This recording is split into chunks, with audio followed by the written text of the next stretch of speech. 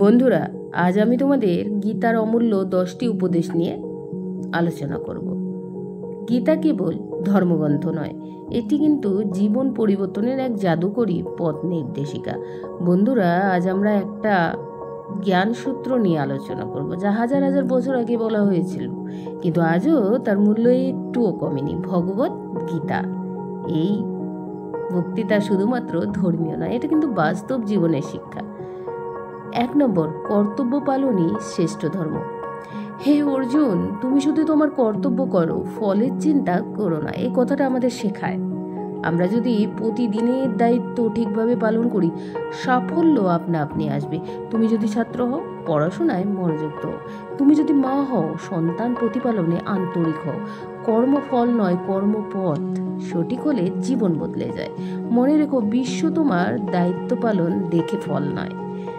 2 নম্বর, ফলের আশা না করে কাজ করো। কর্মে মনোযোগ দাও, ফল তোমার হাতে নয়। এই উপদেশ আমাদের অহংকার ও হতাশা দুই থেকে মুক্তি দেয়।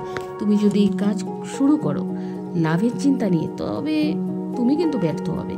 আর যদি তুমি সেবা করো কৃতজ্ঞতায়, আশায়, তুমি দুঃখ পাবে।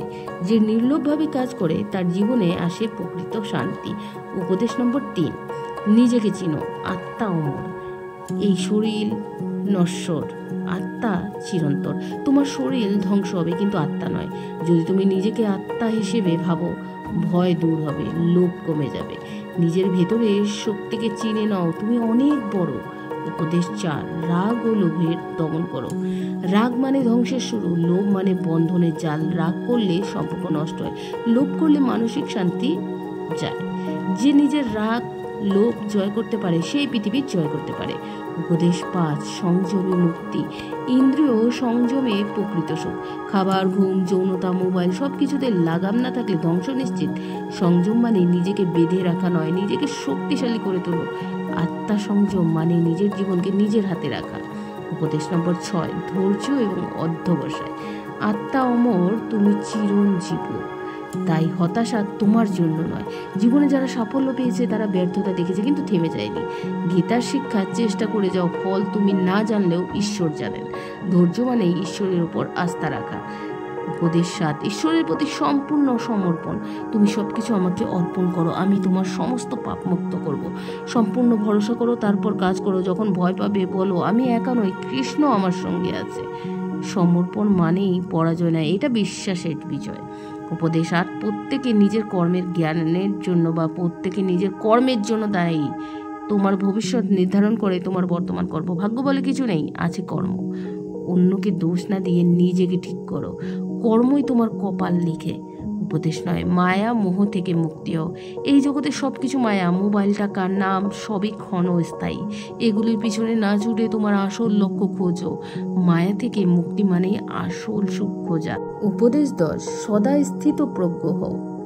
যে সুখে দুঃখে বিচলিত হয় না, সেই স্থিতপ্রজ্ঞ।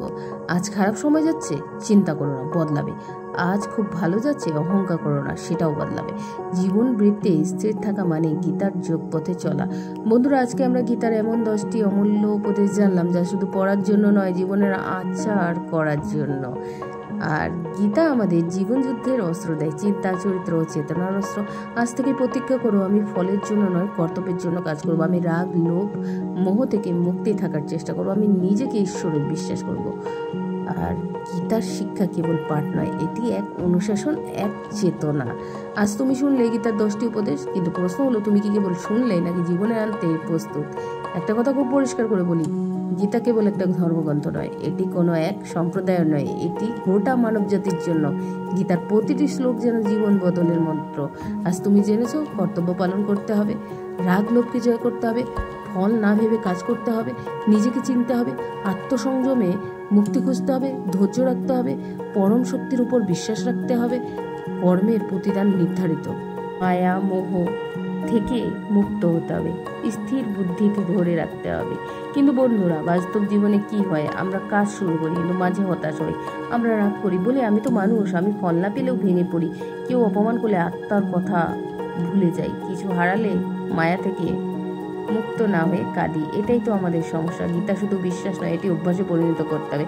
গীতার সবচেয়ে বড় শিক্ষা, তুমি পরিস্থিতির দাস নও, তুমি তোমার মন ও কর্মের রাজা। রাগ করলে তুমি হেরে গেলে, ভয় পেলে তুমি বন্ধ হয়ে গেলে, দুঃখ ভেঙে গেলে তুমি গীতার বিরুদ্ধে চললে। তাই প্রতিদিন গীতার মতো করে জেগে ওঠো।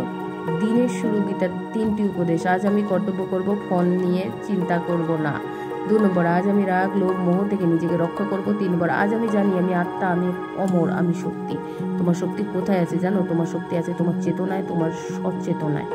এই ঘটনা দুজন মানুষের উপর ভিন্ন প্রভাব ফেলতে পারে, কারণ একজন জানে গীতার শিক্ষা, আরেকজন জানে কেবল আবেগ।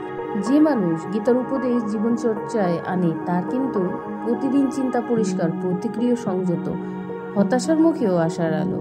গীতার 10টি উপদেশ এক একটি পথ। এগুলো 10টি রাস্তা যা ধরলে তুমি জীবনের সব কঠিন বাঁক পেরিয়ে যেতে পারবে। যখন জীবন থেমে যায়, গীতা বলে কর, থেমো না। যখন কেউ তোমায় আঘাত দেয়, গীতা বলে তুমি আত্মা, তুমি অক্ষত। যখন টাকা সম্পর্কে সম্মান সব হারাও, গীতা বলে এই সবই মায়া। জীবন বদলের এই 5টি প্রতিজ্ঞা আজ থেকে শুরু করো। প্রতিদিন অন্তত 5 মিনিট গীতার একটি শ্লোক পাঠ করব। ভাববো, যখন রেগে যাব নিজেকে বলবো রাগ ধ্বংস আনে, আমি ধ্বংস চাই না। যখন ফল চাইবো মন করবে কর্মই ধর্ম, ফল ঈশ্বরের হাতে। প্রতিদিন নিজেকে বলবো আমি দেহ নই, আমি চেতনা, আমি আত্মা, আমি ভয় পাই না। যা ঘটছে সবই শিক্ষা, অভিযোগ নয়, উপলব্ধি করব। গীতা মানে কি জানো? গীতা মানে নিজের ভেতরে ঈশ্বরের কণ্ঠস্বর শুনতে শেখা। যখন তুমি একা একা থাকো, যখন তুমি কাঁদো, যখন তুমি সব কিছু হারাও, তখন কেউ তোমাকে বলে চেষ্টা কর, ভয় পেও না, আমি আছি তোমার সঙ্গে। সেই কণ্ঠটাই গীতা। আর সেই কণ্ঠই অনুভব করতে পারলে তুমি আর কখনোই ভাঙবে না, কাঁদবে না, আর পরাজিত তো হবেই না। বন্ধুরা, আজকের এই কথা যদি তোমার জীবনের দৃষ্টিভঙ্গি একটুও বদলায়, তবে তুমি শুধু বক্তৃতা শোনোনি, তুমি সত্যিকারের শ্রোতা হয়েছো। তুমি যদি গীতার একজন সৈনিক হও, তবে তোমার আত্মবিশ্বাস অটুট থাকবে, তোমার কর্মবিষ থাকবে এবং তুমি হেরে যেতে পারবে না। তাই কাঁদবে না, দোষ দেবে না, অপেক্ষা করবে না অন্যদের পরিবর্তনে। তুমি বদলাবে, আর এই বদলের গীতার শিক্ষা সত্য হবে। যতক্ষণ না তুমি নিজের আলো জ্বালাও, ততক্ষণ গীতার আলো তোমার কেবল ছুঁয়ে যাবে, জ্বালাতে পারবে না। আজ থেকে প্রতিদিন অন্তত একটি গীতার শ্লোক মনে রেখো। আর মনে রেখো, তুমি অমর আত্মা, তুমি হেরে যেতে আসোনি, তুমি জয়ী হতে জন্মেছ। তো বন্ধুরা, আজকে আমার ভিডিওটি তোমাদের কেমন লাগলো একটি লাইক অবশ্যই করে দাও। তাহলে বন্ধুরা, গীতা শুধু বিশ্বাস নয়, এটি তোমাদের অভ্যাসে পরিণত করতে হবে। ধন্যবাদ। Thanks for watching.